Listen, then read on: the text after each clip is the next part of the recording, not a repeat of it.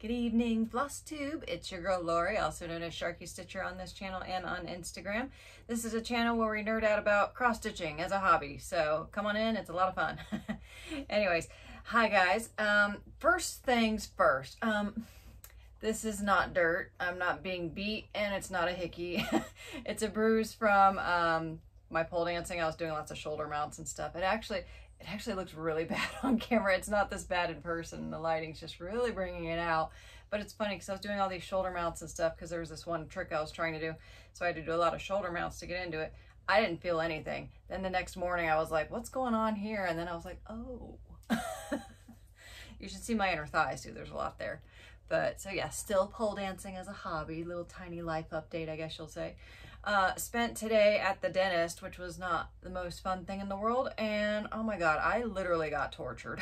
Like I had to have a filling replaced, so it was supposed to be like a quick type thing, but this dude, like, he stuck me 5 times to numb me up, and it was like, dude, like, I had to say, you're not sticking me anymore. If it's not gonna work, like, I'm out of here. You know, we're just gonna have to find another day or another doctor. So it's a clinic type situation because, you know, I don't have dental insurance and dental care is so expensive in the United States. I do have a regular dentist that I'll go to for like big stuff, you know, like crowns, or if I've got a tooth I'm really worried about, you know, not when it's just like a little, you know, replacing a filling situation. But they're kind of pricey, so I try to utilize the clinic as much as possible, but sometimes you get what you pay for. So yeah, that was fun. So, and apologies for the state of my hair. I'm getting my hair cut tomorrow, so it is in need of being washed, but I am not washing it tonight and then going, and the very first thing my hairdresser does is wash my hair. I have very thick curly hair. It does not like being washed multiple days in a row. That dries it out. So we're going to keep the hair happy and have it look shitty tonight. So apologies in advance for that. But tonight, I'm going to try and make the video quick, but I kind of have a lot of stuff to talk about, so who knows how that's going to go. Another thing I'd like to point out, I have my fabric closet in progress. So this is a dresser, if you haven't been here before. Hi.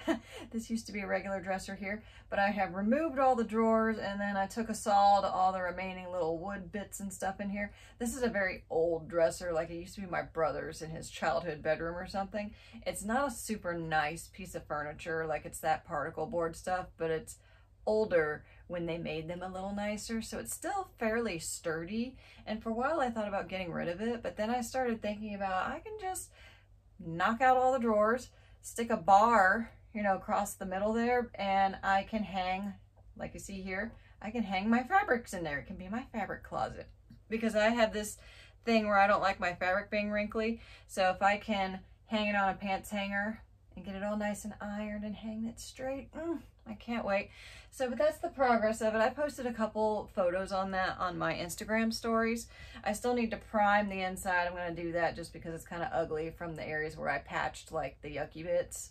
So, and I went in and I like sealed it with caulk to make sure no critters can get into my fabric. I think I'm just going to leave the front open. I was going to maybe fashion a curtain or something for aesthetic purposes, but I don't know about that. So that's the final step. So, but yeah, that's coming along. I'm excited about that. I have a little bit of haul to go over, not a ton. I haven't been buying a lot because I got so much stuff to stitch. And then I've got 3 projects that are whips, and they're all chatelaines.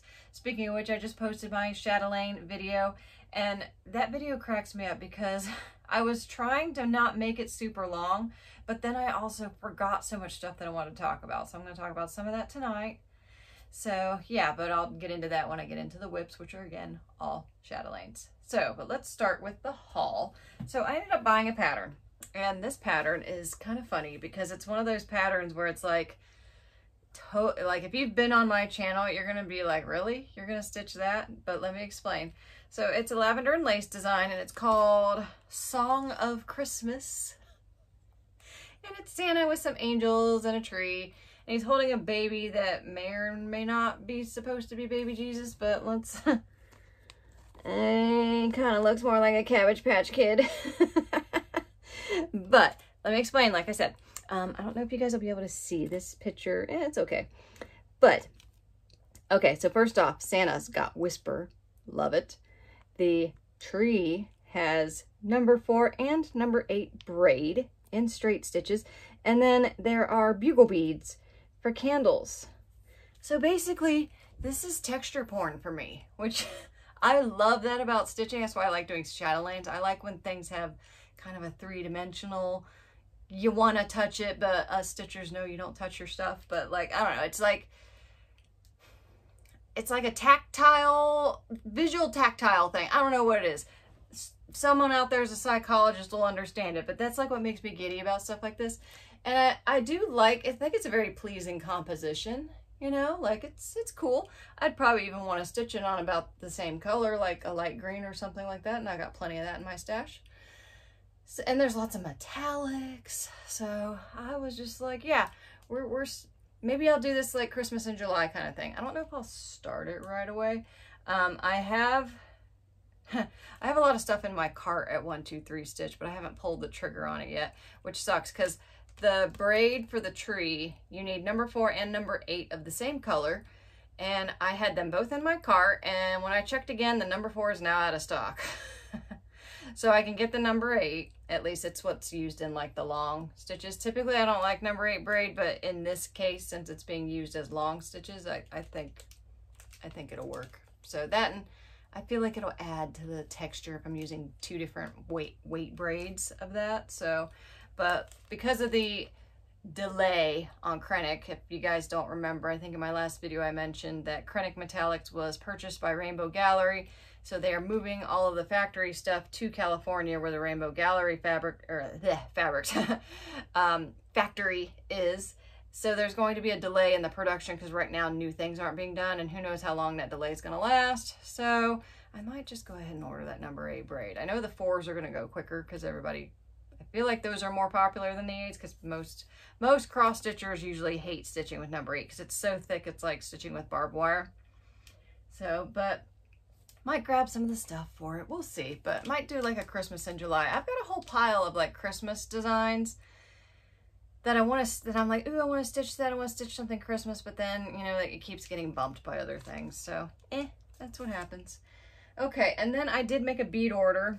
I ordered some beads for some of the smaller chatelaines that I'm kitting up, and I'm not going to show you all of them because they probably won't show up too well, but there was one bead, let me see, here it is, that was in Poison Garden, which I got back here. We'll talk about that later. But I was like, oh my God, I love this bead. So when I was planning on placing this bead order, I looked it up on 1-2-3 Stitch, and yay, they had it. Not 1-2-3 Stitch, Fire Mountain Gems. That's where I get most of my beads and my crystals and stuff. So this color is, let me see, number 1694. And the name of the color's kind of cracked me up a little bit because sometimes I'm like, I wouldn't have said it was that color, but this one is lined rainbow, silver lined rainbow, dark cranberry. That's a mouthful. I don't know if it's going to show up. Probably not. Usually doesn't. Yeah, sorry guys, that's blurry. But it's a delicious color. It's like a very rainbowy, but kind of has a raspberry kind of tone to it. And I was like, yeah, that's pretty. So yeah, I got more of it. And then I got more of a couple other colors. And then I bought some crystals because we're at the point now where the Swarovski crystals are a little bit, I don't want to pay that price for them basically because, you know, they're kind of discontinued, I guess you'd say. So, but we have a few other options, Crystal Passions, Preciosas and stuff. So I wanted to order a couple of those and I ended up getting a couple cubes.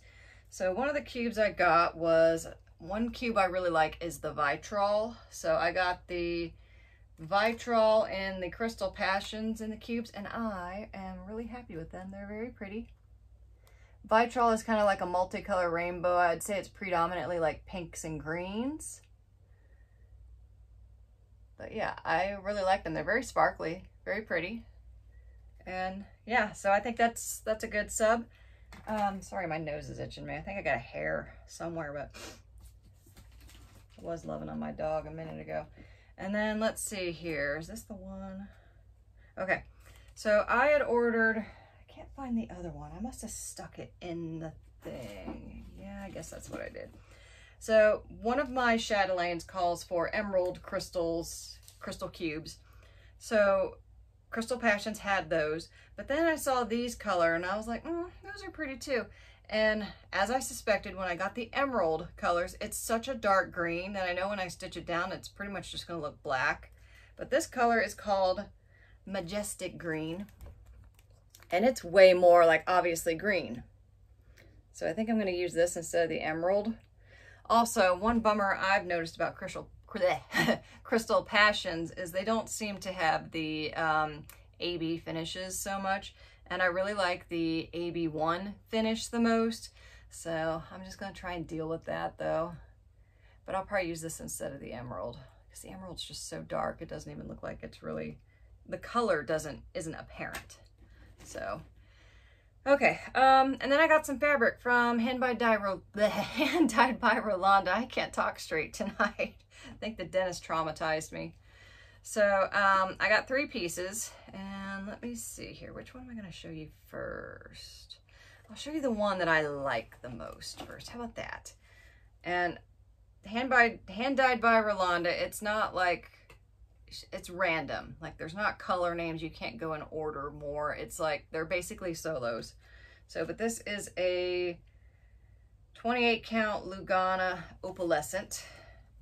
And look how pretty it is. Oh, I love it. But yeah, it's mostly like blues, greens, purples. But yeah, I really like it. And let me get that folded up. Then here's, I think these are all 28 count Luganas. 2 of them are opals, 1 is not. You guys know I love my opalescent fabrics, but one of them I'm like, ooh, that's pretty enough that I'll deal with it not being opal. So here's this one. A little bit more blue dominant in this one. I was thinking mermaid, but I got a piece here that I'm thinking would look nice on one of these fabrics, and I haven't decided which one it shall be. And then here's the 3rd piece, not opalescent. This one's a 32 count Lugana. So, but look at that. Oh, I love it. I was like, I like that too much. I don't care that it's not opalescent and that it's 32 count. Like, I will deal. So yeah, I really like it. I think it's pretty. So the piece, obviously these are all kind of like the same colors, but just a little bit of a different look to all of them. The piece that I have, I'm like lazily kitting up, is Princess Eliana. So I'm like, she'd look cool on this. She'd look cool on that. And she'd look cool on that. So, I don't know. Once I get all the floss rounded up, I'll do a toss. The one thing about this gal is she came out when like those new like numbers 1 through what, 36 or something, DMCs came out, and Nora purposely used all of those colors and incorporated them into this design. So, here's what I've got. So, very rainbowy. And I knew I wanted a fabric kind of rainbowy. There's someone on Instagram, I can't remember who, but they're stitching it on. It's a very vivid colored, but there's a lot of turquoise in it, and I really like the turquoise, because I was going to do her on like a purple color like how she's pictured, but then I'm like, you know, so I was kind of leaning towards this one with a little bit more turquoise on it. We'll see. All right, get that out of the way. All right, I think that is basically it for haul. I had been restraining myself on making another order with European cross stitch. I really want to get the beads for this design. This is the Constantinople Hammam. Hammam? I think it's Hammam. I don't think it's the harem. I think there's another one that's a harem, but I think that one's the Hammam. I don't know. But yeah. So I want to order the beads for that. And then I want to get the beads for the Castle Moyland, and then the beads for, there's one other one, but I can't remember what it is. So, but let's go into whips. Let me first show you my beaded hummingbird tile. We're moseying along on this one quite nicely. The last I was working, I'm trying to finish these hibiscus buds, but only to the point where I get here because I don't want to roll. So I'm basically planning on finishing border up through here, maybe even fully beading and everything. and then messing around down here to finish it off, because these frames, I really hate unrolling them just because, I don't know, it's just a pain. But then I really need to finish these hibiscuses because I haven't backstitched these guys yet, and I kind of wanted to do them and the hibiscuses up here at the same time, just because I hate backstitch. I kind of like getting it all done in one fell swoop. But isn't it pretty? The sparkle doesn't really come through on camera here. It does a little bit, I guess. I've been beading as I go with this one as well. So yeah, might do a bead tutorial some point on dense beaded things. Let me know if that's a thing you'd be interested in, because I know sometimes I can yammer on about beads and maybe you guys don't want to hear it, you know, so just let me know. All right, so I'm going to show you guys my stopping point on Serengeti. Is this right side up? No. Let me flip it around. All right, so here was my stopping point. I hit my goal. I wanted to finish the giraffe panel. But when I started this rotation, I wasn't done with the elephant panels. And I had none of these little grass huts done. I know this doesn't show up too well. Apologies, but I'm doing my best here. But these huts are so fun. They're not fully done. As you can tell, I haven't finished all the fences. I just kind of got to a point where I really wanted to move on. So I decided that, and I'm thinking about tweaking the fences, and I'm indecisive about how exactly I'm going to do that. So rather than not stitch and not make a decision, I decided to wait and move on. But the giraffe went pretty quick, actually. I'm surprised because it's solid, you know, cross stitching, and it is fairly confetti heavy, which, oh my God, look at the back stitch on that giraffe. This was one thing that I wanted to go into on my chatelaine video that I forgot to, because I had started filming it and then I got interrupted. So then when I started my next video, the things I had talked about the last time, I thought I had talked about, but I hadn't. So apologies on that. But let me just give you a sneaky peeky of the back stitch on that giraffe, because one of my complaints about Chatelaine Designs, the back stitch is sometimes a little bonkers. Like, it's like over one back stitch on top of over two stitching, you know? And I've not enjoyed it in the past because I feel like it kind of looks a little messy. So let me just show you a peek of the back stitching on that giraffe, just so you can be like, oh, okay. I'm just trying to cover it up so I don't show too much of the chart. Look at that. That is a mess. But yeah, that's the kind of back stitching you have to deal with. My solution, and I'm very happy with how my giraffe turned out. I was worried about it because sometimes when the back stitching is that like kind of crazy, it doesn't look real good. My solution was I backstitched using a beading needle. That way it was sharp enough to basically pierce anything it went through. It didn't have to, like, because usually I use a 24 tapestry needle. Those ends are a little bit rounded, so sometimes it's hard going down the same exact spot. But if you have a sharp needle, it helps to kind of pierce the threads and get them out of your way. I do think my giraffe looks a little grumpy. Like, he looks like he's mad about something. I don't know if I can fix that. We'll see. But I do love him. I think he's really cool. He was a bit of a nightmare because you can't tell now, but all of this color here, this is an overdyed, which was kind of nice because then I could, you know, stitch printer style, boom, boom, boom, boom, boom. But a lot of those colors are in the giraffe. So what I elected to do was to omit that color when I was going over the giraffe, and then I went and filled it in. That way I broke up the color pattern and made it a little bit easier for me to see backstitch wise where the giraffe was. So, but yes, I am loving Serengeti. I will be stitching, I think it'll be over here, the hippo panel next. And then I'm going to have to make the decision if I'm going to do another panel or if I'm going to try to work on a corner. So that's another thing I forgot to talk about with my chatelaine video. Sometimes I find myself like getting stalled because I'm indecisive, because there's so many choices you can make about, am I going to go this way?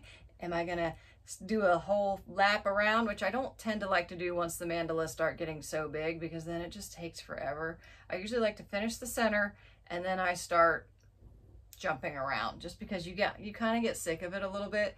It's kind of nice at times, which I'll get into that. And now let me just pull out Poison Garden, which this will be your guys' first time seeing it on this channel. You've seen it on my Instagram and my stories maybe. But one nice thing about the repeating pattern when it's the center and it's not too huge is you kind of get used to the pattern that you're stitching because it does repeat a little bit. So that's kind of nice. But here's Poison Garden. Oh my God, it's so pretty. It doesn't even, ugh. It's prettier than it looks. Trust me. Ugh, so nice.